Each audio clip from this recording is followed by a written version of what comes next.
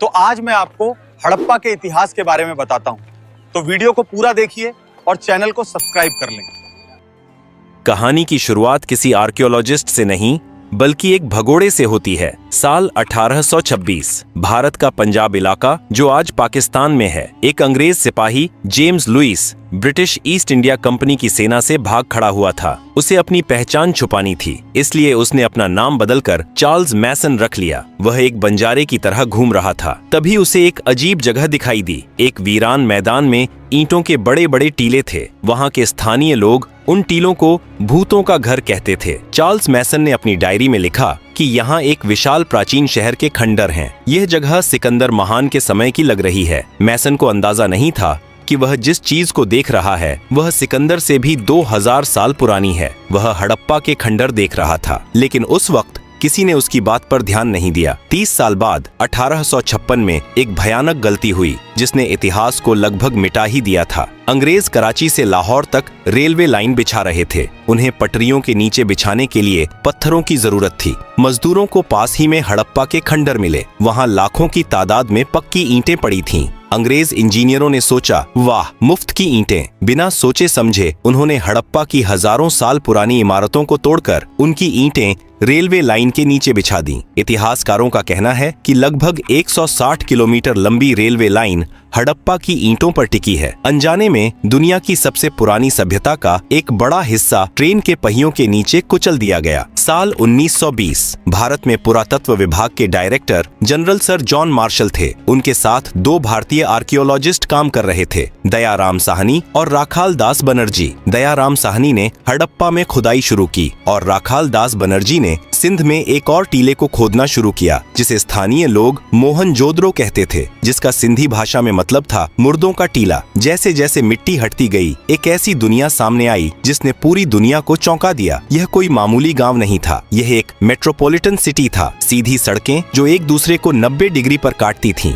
पक्की ईंटों के 2 मंजिला और 3 मंजिला घर, हर घर में अपना कुआं और बाथरूम, और सबसे हैरान करने वाली बात, कवर्ड ड्रेनेज सिस्टम। नालियां ढकी हुई थीं और हर घर का गंदा पानी मेन सीवर लाइन में जाता था। लंदन और पेरिस में भी उस वक्त ऐसा सीवेज सिस्टम नहीं था जैसा 5000 साल पहले भारत के लोगों ने बना लिया था। जॉन मार्शल ने पूरी दुनिया के सामने ऐलान किया कि भारत का इतिहास अब 2000 साल नहीं बल्कि 5000 साल पुराना हो गया है। सिंधु घाटी सभ्यता की सबसे बड़ी पहेली इसकी समानता है। हड़प्पा से लेकर मोहनजोदड़ो तक, लोथल से लेकर कालीबंगन तक यह सभ्यता 10 लाख वर्ग किलोमीटर में फैली थी, लेकिन हर शहर एक जैसा था। ईंटों का साइज हर जगह सेम था, बाट हर जगह सेम थे, सड़कों की चौड़ाई हर जगह सेम थी। बिना इंटरनेट, बिना फोन और बिना तेज गाड़ियों के इतने बड़े इलाके में इतना स्टैंडर्डाइजेशन कैसे संभव था? क्या कोई एक केंद्रीय सरकार थी जो सबको कंट्रोल करती थी, या ये लोग इतने अनुशासित थे कि खुद ही नियमों का पालन करते थे? आमतौर पर जब हम मिस्र या मेसोपोटामिया की पुरानी सभ्यताओं को देखते हैं तो वहाँ सबसे बड़ी इमारतें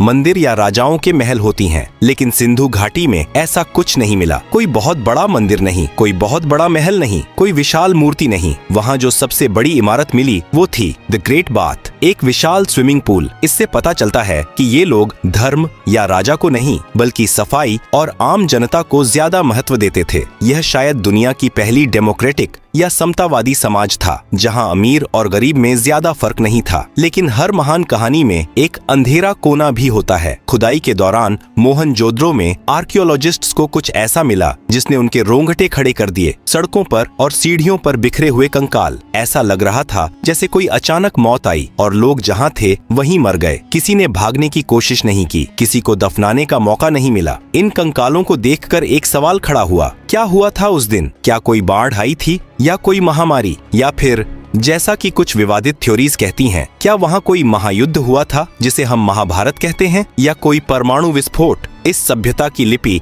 आज तक पढ़ी नहीं जा सकी है। वो पत्थर जिन पर अजीबोगरीब जानवर और चिन्ह बने हैं वो खामोश हैं। इतिहासकारों के लिए दुनिया का सबसे बड़ा सरदर्द क्या है? मिस्र के पिरामिडों के अंदर लिखी इबारतों को हम पढ़ सकते हैं, मेसोपोटामिया की मिट्टी की तख्तियों को हम पढ़ सकते हैं, लेकिन सिंधु घाटी की लिपि आज भी एक गूंगी पहेली बनी हुई है। खुदाई में हमें हजारों की तादाद में छोटी छोटी मोहरें मिली हैं। ये सेल खड़ी पत्थर की बनी है। इन पर अजीबोगरीब चिन्ह बने हैं, मछली, जार, तीर और आदमी। कुल मिलाकर 400 से ज्यादा चिन्ह मिले हैं। समस्या क्या है? समस्या यह है कि हमें आज तक कोई रोजेटा स्टोन नहीं मिला। सिंधु घाटी के लोगों ने अपनी भाषा का कोई अनुवाद नहीं छोड़ा। कुछ विद्वान कहते हैं कि यह द्रविड़ भाषा की पूर्वज है, कुछ कहते हैं यह संस्कृत से जुड़ी है, और कुछ पश्चिमी विद्वान तो यहाँ तक कहते हैं कि यह कोई भाषा है ही नहीं, ये सिर्फ सिंबल्स या लोगो हैं, जैसे आज ट्रैफिक साइन या कंपनी के लोगो होते हैं। हम नहीं जानते कि वे क्या लिख रहे थे, क्या वो भगवान के मंत्र थे या सिर्फ सामान की रसीद। सिंधु घाटी की मुहरों पर सबसे ज्यादा जिस जानवर की तस्वीर मिली है वह शेर या हाथी नहीं है, वह है एक सींग वाला जानवर। हजारों मुहरों पर एक ऐसा जानवर बना है जिसका शरीर बैल जैसा है, लेकिन सिर पर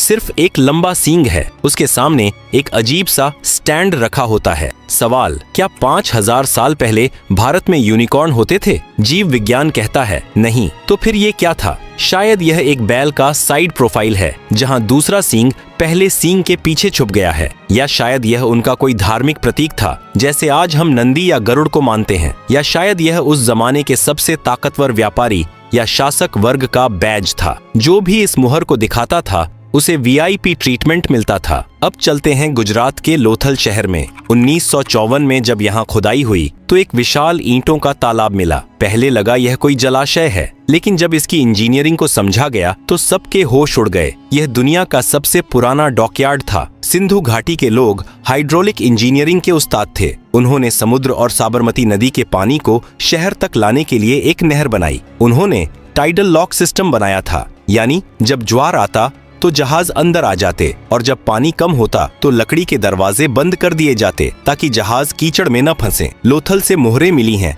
जो फारस की खाड़ी और ओमान की हैं। मेसोपोटामिया के राजाओं ने अपने लेखों में लिखा है कि वे मेलुहा नाम के देश से सामान मंगवाते थे। इतिहासकार मानते हैं कि मेलुहा ही सिंधु घाटी सभ्यता का असली नाम था। ये लोग दुनिया के पहले इंटरनेशनल बिजनेसमैन थे जो कारेलियन मनके, हाथी दांत और मोर निर्यात करते थे। मोहनजोदड़ो की खुदाई में 10.5 सेंटीमीटर की एक छोटी सी कांसे की मूर्ति मिली जिसे दुनिया डांसिंग गर्ल कहती है। यह मूर्ति उस जमाने की मनोविज्ञान और फैशन को समझने की खिड़की है। वह लड़की नग्न है, लेकिन उसके एक हाथ में ऊपर से नीचे तक चूड़ियां भरी हुई हैं। उसका एक हाथ कमर पर है और सिर थोड़ा पीछे झुका हुआ है। उसके चेहरे पर एक गजब का आत्मविश्वास है। ब्रिटिश आर्कियोलॉजिस्ट मॉन्टिमर व्हीलर ने कहा था कि इस छोटी सी लड़की के खड़े होने के अंदाज में एक अजीब सी अकड़ है, जैसे वो पूरी दुनिया को जानती हो। इससे पता चलता है कि उस समाज में महिलाओं की स्थिति दबी कुचली नहीं थी। वे कला प्रेमी थे, फैशन जानते थे और धातुओं को पिघलाकर ढालना जानते थे। अगर आप जानना चाहते हैं कि कोई समाज कितना खुशहाल है तो वहाँ के बच्चों के खिलौने देखिए। सिंधु घाटी से हमें हथियारों के नाम पर सिर्फ तांबे के छोटे चाकू या भाले मिले हैं जो शायद शिकार या सब्जी काटने के काम आते थे। वहाँ कोई बड़ी तलवार, ढाल या कवच नहीं मिला, लेकिन वहाँ खिलौनों का भंडार मिला है। मिट्टी की बैलगाड़ियां, सिर हिलाने वाले जानवर, सीटी बजाने वाली चिड़ियां, पासे और शतरंज जैसे बोर्ड गेम्स। यह एक ऐसा समाज था जो युद्ध पर नहीं बल्कि व्यापार और परिवार पर केंद्रित था। 700 सालों तक उन्होंने बिना किसी बड़ी जंग के शांति से राज किया। यह मानव इतिहास में दुर्लभ है। लेकिन 1920 ईस्वी के आसपास कुछ बदलने लगा। जो लिपि हजारों साल से एक जैसी थी वो गायब होने लगी। बाट और माप का सिस्टम टूटने लगा। लोथल का बंदरगाह सूखने लगा और मोहनजोदड़ो की साफ सुथरी सड़कों पर अवैध निर्माण होने लगे। वह महान अनुशासन, वो केंद्रीय शक्ति जो सबको जोड़े हुए थी, वो बिखर रही थी। और फिर लोग अपने भरे पूरे घरों को छोड़कर जाने लगे। क्या हुआ था? क्या प्रकृति ने बदला लिया था या कोई बाहरी दुश्मन आ गया था?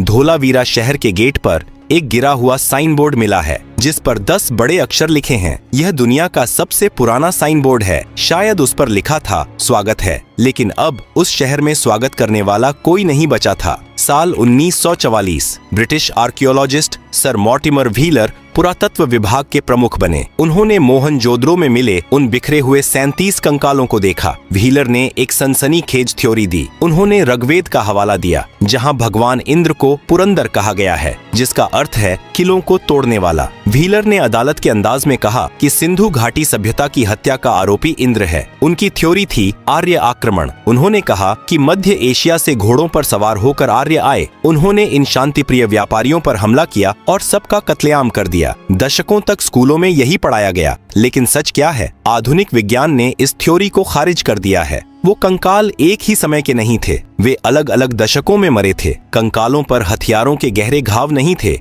जो किसी बड़े युद्ध की ओर इशारा करते। राखी घड़ी में मिले डीएनए सैंपल से पता चलता है कि यहाँ के लोगों का जीन पूल हजारों सालों से एक जैसा था। कोई अचानक विदेशी बदलाव नहीं आया था। तो अगर युद्ध नहीं हुआ तो वो मरे कैसे? हत्यारा कोई इंसान नहीं बल्कि जलवायु परिवर्तन था। सिंधु घाटी सभ्यता सिर्फ सिंधु नदी पर नहीं बल्कि एक और विशाल नदी पर निर्भर थी, घग्गर हकरा नदी, जिसे कई विद्वान पौराणिक सरस्वती नदी मानते हैं। सैटेलाइट इमेजरी और भूवैज्ञानिक बताते हैं कि करीब 2000 बीसी से 1900 बीसी के आसपास हिमालय में बड़े भूकंप आए। इन भूकंपों ने जमीन को ऊपर उठा दिया और नदियों का रास्ता बदल दिया। यमुना नदी जो पहले सरस्वती में मिलती थी वह पूरब की तरफ मुड़कर गंगा में मिल गई। सतलज नदी पश्चिम की तरफ मुड़कर सिंधु में मिल गई। परिणाम, वह विशाल सरस्वती नदी जिसके किनारे हजारों शहर बसे थे वह सूखने लगी। सोचिए उस मनोवैज्ञानिक डर को, जब आपके शहर का कुआं सूख जाए, फसलें मर जाएं और बारिश होना बंद हो जाए। यह एक धीमी मौत थी। लोग भूखे मरने लगे और बीमारियों ने उन्हें जकड़ लिया। मोहनजोदड़ो के वो कंकाल शायद महामारी के शिकार थे,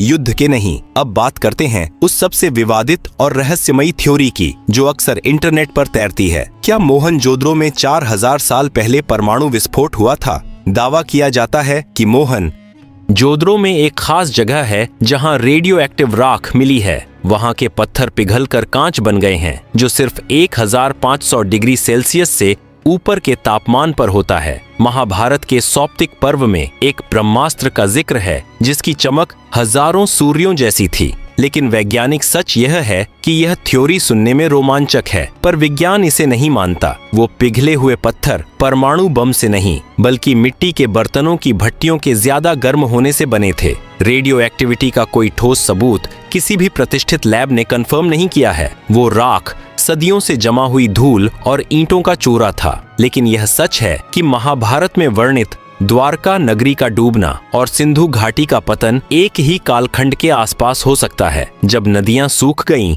और शहर रहने लायक नहीं बचे तो लोगों ने क्या किया? उन्होंने पलायन शुरू किया। वे अपने आलीशान पक्के घरों, ड्रेनेज सिस्टम और स्विमिंग पूल को छोड़कर पूरब और दक्षिण की तरफ चल पड़े। वे गंगा यमुना के मैदानों और गुजरात महाराष्ट्र के इलाकों में जाकर बस गए। लेकिन एक त्रासदी हुई। नए इलाकों में संसाधन कम थे। उन्हें वापस गांव की तरफ लौटना पड़ा। अगली कुछ सदियों में लिखना पढ़ना भुला दिया गया। ईंटों के स्टैंडर्ड साइज का ज्ञान खो गया। इंटरनेशनल ट्रेड बंद हो गया। इसे इतिहास में शहरीकरण का अंत कहा जाता है। भारत 1000 साल पीछे चला गया। तो क्या सिंधु घाटी सभ्यता पूरी तरह मर गई? नहीं, शहर मरे थे, लोग नहीं। सिंधु घाटी के लोग कहीं गायब नहीं हुए, वे हम बन गए। आज भी हम जिस तरह नमस्ते करते हैं, जिस तरह मांग में सिंदूर भरते हैं, जिस तरह पीपल के पेड़ की पूजा करते हैं या जिस तरह अपनी साधी पहनते हैं, यह सब हमें किसी किताब ने नहीं सिखाया। यह हमारे डीएनए में 5000 साल से चला आ रहा है। हड़प्पा की ईंटें टूट गईं, लेकिन उनकी संस्कृति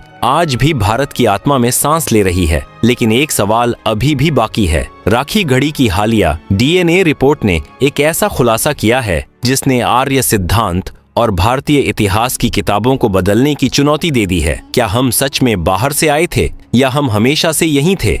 हरियाणा का हिसार जिला, यहाँ एक गांव है राखी घड़ी। यह जगह हड़प्पा और मोहनजोदड़ो से भी बड़ी साइट मानी जा रही है। साल 2015 से 16 में यहाँ पुरातत्वविदों ने खुदाई की और उन्हें एक 4500 साल पुराना महिला का कंकाल मिला। वैज्ञानिकों ने इस कंकाल के कान की हड्डी से डीएनए निकाला। यह एक बहुत मुश्किल काम था, लेकिन कामयाबी मिली। 2019 में जब इस डीएनए की रिपोर्ट दुनिया के सामने आई तो इतिहास की किताबों में भूचाल आ गया। उस महिला के डीएनए में स्टेपी यानी आर्यन जीन का कोई नामो निशान नहीं था। यानी तथाकथित आर्य उस समय वहां मौजूद नहीं थे। उसका डीएनए आज के दक्षिण भारतीय और उत्तर भारतीय दोनों से मेल खाता है। निष्कर्ष यह है कि हम सब, चाहे उत्तर के हों या दक्षिण के, उसी हड़प्पा महिला के वंशज हैं। आर्य और द्रविड़ की लड़ाई शायद राजनीति ने बनाई थी। विज्ञान ने साबित कर दिया कि हड़प्पा के लोग ही आधुनिक भारतीय हैं। हम कहीं बाहर से नहीं आए, हम हमेशा से यहीं थे। अब चलते हैं उत्तर प्रदेश के बागपत जिले में सनौली गांव। यहाँ 2018 में ASI को कुछ ऐसा मिला जिसने इस धारणा को तोड़ दिया कि सिंधु घाटी के लोग सिर्फ शांतिप्रिय व्यापारी थे और लड़ना नहीं जानते थे। सनौली में जमीन के नीचे से शाही ताबूत मिले और उनके साथ मिले युद्ध रथ, तांबे की तलवारें, ढाल, हेलमेट और घोड़ों या बैलों द्वारा खींचे जाने वाले रथ। यह खोज 2000 BC से 1800 BC के आसपास की है। यह वही समय है जब महाभारत का युद्ध माना जाता है। सनौली के ये योद्धा बताते हैं कि हमारे पूर्वज सिर्फ ईंटें जोड़ना नहीं बल्कि तलवार चलाना भी जानते थे। यह खोज वैदिक संस्कृति और हड़प्पा संस्कृति के बीच की गुम हुई कड़ी हो सकती है। 5000 साल बाद आज हम 21वीं सदी में खड़े हैं। हमारे पास स्मार्टफोन्स हैं, सैटेलाइट्स हैं और बुलेट ट्रेन हैं, लेकिन क्या हम हड़प्पा वालों से ज्यादा समझदार हैं? जब मुंबई या दिल्ली में थोड़ी सी बारिश होती है तो सड़कों पर पानी भर जाता है, सीवर जाम हो जाते हैं। हड़प्पा वालों ने 5000 साल पहले ऐसी नालियां बनाई थीं जो कभी जाम नहीं होती थीं। उन्होंने पानी की एक एक बूंद की कीमत समझी थी। इतिहास की चेतावनी है कि सिंधु घाटी सभ्यता किसी दुश्मन की तलवार से नहीं बल्कि पर्यावरण बदलाव से खत्म हुई थी। उन्होंने नदियों के सूखने और मानसून के बदलने का सामना किया। आज हम उसी मोड़ पर खड़े हैं। ग्लेशियर्स पिघल रहे हैं, मौसम बदल रहा है। हड़प्पा के खंडर हमें चीख चीख कर कह रहे हैं कि अगर तुम प्रकृति के साथ नहीं चलोगे तो तुम्हारे बड़े बड़े शहर भी एक दिन मुर्दों का टीला बन जाएंगे। कहानी के अंत में आइए एक नजर अपने आप पर डालें। जब आप सुबह उठकर नहाते हैं, जब आप हाथ जोड़कर नमस्ते करते हैं, जब एक भारतीय महिला अपनी मांग में सिंदूर भरती है, जब हम पीपल के पेड़ या नंदी की पूजा करते हैं, यहाँ तक कि जिस शतरंज को हम खेलते हैं, यह सब हमें हड़प्पा सभ्यता ने दिया है। सभ्यताएं मरती नहीं हैं, वे बस अपना रूप बदल लेती हैं। सिंधु घाटी सभ्यता की ईंटें भले ही रेलवे लाइन के नीचे दब गई हों, लेकिन उसकी आत्मा आज भी 140 करोड़ भारतीयों के दिल में धड़क रही है। 1826 में चार्ल्स मैसन ने जिसे सिकंदर का समय समझा था, वह असल में हमारी अपनी कहानी थी। एक ऐसी कहानी जो कभी खत्म नहीं हुई। हम ही हड़प्पा हैं, हम ही मोहनजोदड़ो हैं।